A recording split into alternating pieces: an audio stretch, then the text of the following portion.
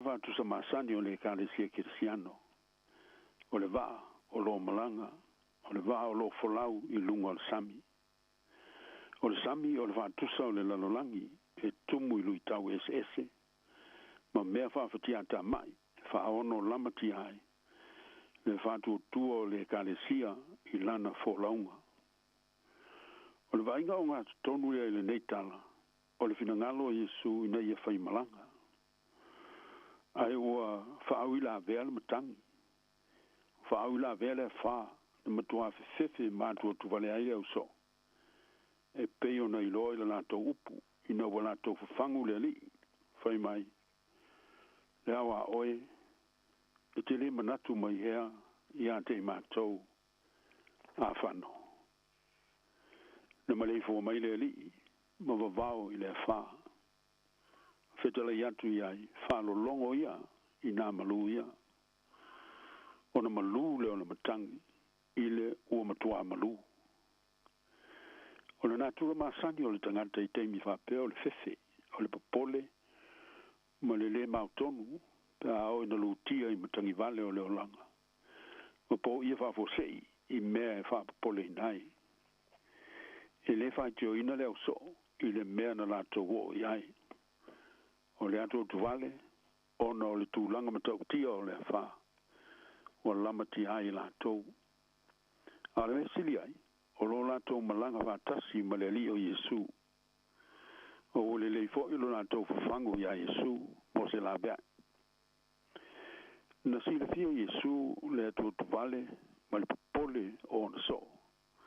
Ma mesili ai, o le ale mea tō tufefe ai whapea. Se ale mea tō te le whātua tō mai ai. I le se mea tau muteina, le suia o langona o le au so. Mai le pole ma le whemea mea ai. I le tofi le mū ma le toa malie. I na ufutalai le li I le matangi. Whālo longo ia. I nā malu ia. O na malu ai leo le matangi. I le ua matua malu. O le awha ma le matangi o lo oangi le sami. O le ata fo I lea o le awha malosi. O lo oangi te tonu o loto. Ma mawhau ma nganga o le oso. O lo fia wha maluina. Leo pe le malu malu leo wha fonga. Ua matangia pe alo tātou sā. Ma la tātou fōlaunga wha soifuanga nei. I matangi vale o le o langa ma le nei soifuanga ua o tō soifua. O wolai. E lenga te le tino a o le mawhau foi. Ma le nganga. O ngase ese e ongo ti ai I tātou. Tai nane wha mai I pitisi pēr. O le o mai o wha nonoanga ma le loi fonga malingi e ongo ti ai o tātou loto o mawhau manganga. O mea tele wha pole nai o tātou mawhau. Ma lu tau mata fele o le o langa whanei on pō. Ai whaafitai. A wau tātou mautinoa o lo tātou malanga whaatasi ma le li. O le tautai. O lena te pule ao le fuafuanga. E whaalo longo mea umai lana whitalainga. E peino sa ia whaamaluina le a wha. I loto popole o le au so. Whapena foio na ia whātoa maalie. So se to ai ngā wha. So se to ai ngā matangi. E oso fiai lo tātou wola. Paule mea, e mana o mia lo tātou whātua tua I le li. O lo tātou whai malanga whātasi maia. E malu ai, ma toa le au peau. I lona awai mai. Malana whitalenga o iai le mana. O ma whai ona wha wau pea le wholaunga. O na ua whātau teia, e le tautai mata pala o le li o Yesu. O le si tūtau o le neitala. E tusa lava pe tātou te malanga wātasi ma Yesu. E tu tupu pēr whaingatā. O whawhita auli ma pōpua ngā I ai tātou. O lona winga I le tāu fia whālewe lawe ma whi tāu leo langa.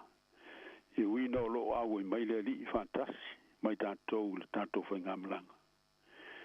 E ai tu aso tātou te whailonga whisiri ai le alofa o le tua. Malona awa mai pe au ne tupu fa ingata ma me ti ngai o tanto wola. Ona o tanto manatu. E te tau ona ta mama i tanto le au fatu tu. Mai me fa ingata le olanga. E tele tu aso tofo inai le lo loto lo tanto fatu tu. E ala ia fa malo lo si ese o le soifuanga nei. O lo manino le name moni le tele o tala. Fa mo wina le tuspa ia. Mo le mauli tala ia iop. Pe ona lau ilo o ia ilo na ono sa. Na ia tau fi mawai le fatu tua malona tali tonu i le tua. I le tonu lui tau whawhitau le masani o le olanga. E le ia vealo na tali tonu i le tua mala e tau fi ai le a fia o ia. Pōpua ngā o le lalolangi. O manino fo ia o onga i su le nā mea. O le nā mea moni e peo na i fitalai tu sao. E maua au tau i pōpua ngā i le lalolangi. E au tau lo tele. O manu malo i le lalolangi o la kiriso lea. O le maufo le nā la apostolo o Paulo. O aisena te whate e se ina mai tātou le alofo kiriso. O le pōpua ngā ea po le atutu vale. Po le sawa, po le onge, po le lavalava, po le pangatia, po le pelu. O tātou manu malo ia i nei mea umalama. O no ia walo whamai a te tātou.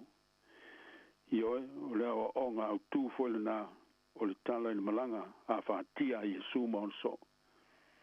Tō se mea ia Jesu, e mau le tō file mu, i matangi vale o le o langa nei.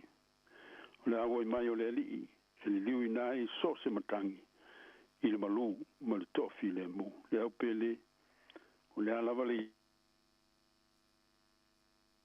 i ngā malanga, whāle so i fuanga i le nei vai tau.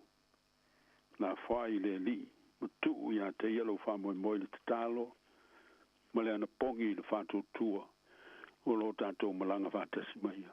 O lo na mana, ma lo na alofa la vea, e tafi se ai tōtu ngā uma, o mawai le malu, e wholau ai le mana. O le mana tu au tua le nei vai aso le ngana Samoa, wha au le wholaunga, i le wā o tau tai.